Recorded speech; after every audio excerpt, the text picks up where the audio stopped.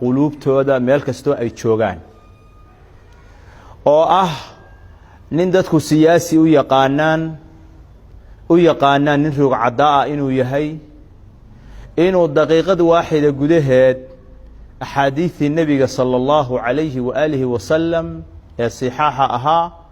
oo daqiiqad gudaheed waxa weeyaan uu ku magacaabay inay yihiin faalso ay wadaada jeebka ku wataan subxaanaka hada buhtaanun cadiim haddii saxiixu lbukhaari iyo saxiixu muslim oo kutubta la alifay ugu saxiixsan ay bihaadihi suhuula iyo bihaadihi ariiqa ay faalsa ku noqonahayaan 1400 oo sano ka badan ma aynan waareen mana aynan joogeen axaadiidtaasi ee dad kadaabiina oo fara badan ayaa isku daya inay dumiyaan dumina waaye walaalayaal khabarkaasi wuxuu tusinahayaa ninka isaga ah ee waxa weeyaan madaxiisu ciraystay oo da'da ah waxa weeyaan meesha uu ka gaaray liidnaan iyo xishood darro iyo akhlaaq xumo iyo dhiiranaan uu ku soo duulay maantay muslimiinta dhaxalka ay haystaan kii ugu weynaa ee ah waxa weeyaan cilmigii nebiyullaahi moxamed sala allahu calayhi wa aalihi wasalam laga dhaxlay wuxuu caqligiisa gaaban uu tusay waxa weeyaan arrinkaa isaga ah in la dacniyo axaadiidta nebiga ee faalsa lagu magacaabo in waxa weeyaan horumarku uu ku jiro in waxa weeyaan dumarkii la xaqiray oo la liiday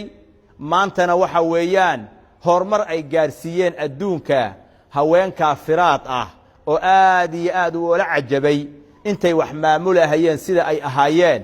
iyo waxa weeyaan dhaqankooda siduu ugu taahuray waxaan leenahay ninkaasi wuxuu ku soo duulay muslimiinta asalkoodii oo diinkoodii abuu ku soo duulay asaga iyo kuwo kale oo geedaha fooda ku haya oo fiirsanaya bal sida muslimiintu uga jawaab celiyaan waxa weeyaan waxaad ogaataan diinkan ilaahay baa soo dejiyey ilaahay baana ilaashanaya subxaanahu wa tacaala fadaa'ixda iyo ceebahana maalinba ninbaa god ku dhacahaya oo fadiixoobahaya kelimad buu ku hadlay nebigeennu sala allahu calayhi wasalam wuxuu yidhi qofku wuxuu ku hadlayaa kelimad uunan ka fiirsanin markaasuu naarta ku shalwanahayaa wax ka fogaan badan qorax ka soo bax iyo qorax u dhac wax ka fogaan badan ayuu sababteed naarta ugu shalwanahaya ninkaasi waxa weeyaan siyaasiyiin ma matelo ummad soomaaliyeedna uma hadlin mana matelo qabiilna ma matelo akhyaar iyo gob iyo ganacsatana ma matelo waa naftiisa wax uu ka dareemay oo diin xumo tusinahayo weeye ilaahay wuxuu leeyahay waman yuhin illaahu famaa lahu min mukrim qof ilaahay ihaaneeyey oo ilaahay uu dulaynahayo cid karaamayn karta oo cisayn kartaa ma ay jirto wuxuu u arkay wax weyn inay tahay dhaldhalaalka yarka ah meelaha uu tegey oo baasaboorka jinsiyadaha uu ka qaatay oo uu wareegahayo xadaarad iyo ilbaxnimo inay ku gaareen iyo inay dheer yihiin muslimiinta wax kale ilaahayna wuxuu ku tilmaamay dadka uu sidaa u ammaanahayo in hum ilaa kalancaami bal hum adallu sabiila kuwaasi xoolaha way ka liitaan waa xoolahoo kale bal way ka sii liitaan waana ka sii luunsanaan badan yihiin maxaa yeelay xooluhu qofka iska leh waxa weeyaan way u soo hoydaan wayna yaqaanaan gurigiisana habeenkii waa ku soo hoydaan laakiin kuwaasi ilaahaygii maamulayey oo arsaaqahayey oo abuuray oo iska lahaa ayay waxa weeyaan diideen inay u soo hoydaan oo ay caabudaan ay diideen akalatu alqiradati waalkhanaasiir dadka doofaarka iyo daanyaradu cunno ay u yihiin iyo kilaabtu haddii maanta aan u aragna annagoo muslimiin ah inay dayasho mudan yihiin oo in la weyneeyo ay mudan yihiin waxa weeyaan siday u dulloobeenba ilaahay inoo dullaynahayaa wuxuunan fahmin ninka isaga ah walilaahi alcizatu walirasuulihi walilmu'miniin ilaahay subxaanahu wa tacaala ciziga agtiisuu yaallaa daacadiisaa lagu gaaraa mu'miniinta ayaa ilaahay daacadiisa ku cizoobay taasuunan fahmin waxaan rabaa inaan baraarujiyo ninka isaga ah iyo kooxa uu ka mid yahay waa kutubo xooro asalkooda dad qur-aanka loo dhigay cilmiga loo bilaabay cilmiga wax ka dhadhamiyey weeyaan markaasay insilaaq uu ku dhacay oo musiibadaas maanta aad arkaysaan ay ku dhacday waxaa laga yaabaa waxa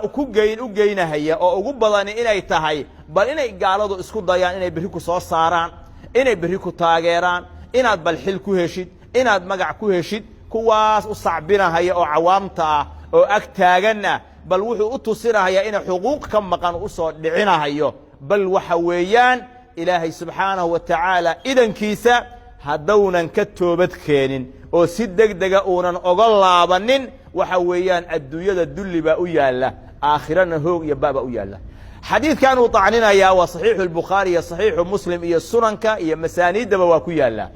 macaanidiisana ma uunan fahmin, ahlucilmigiina ma uunan weydiinin. nebi moxamed sala allahu calayhi wasalam xadiidka lafdi ahaanna asagaa ugu dhawaaqay, macnaha xadiidkana nebigu asagaa fasiray. markii la weydiiyey naaqisaatu caqlin wa diin, wuxuu nebigu sala allahu calayhi wasalam uu ku fasiray aayaddii qur'aanka ahayd oo ahayd haddii qof raga la waayo beddelkiisa 2 dumar iyo markhaatiga ha buuxiyeen. halkaasay tusinaysaa. midda kale nuqsaanta diinkana waxa weeyaan haweenaydii oo caafimaad qabta, soonkii iyo salaaddii tukanaysay ayaa xaalad ka mida xaaladaha ay ku imaanaysaa, markaasay soonkii joojinaysaa, waxa weeyaan salaaddiina ay joojinaysaa. nuqsaantaas diinta oo ku timidna mid iyadu ay ku dembaabaysa ma aha, ee waa mid ilaahay subxaanahu wa tacaala dumarka uu u sharciyeeyo u jideeyey weeye inaysan tukan oo aysan soomin.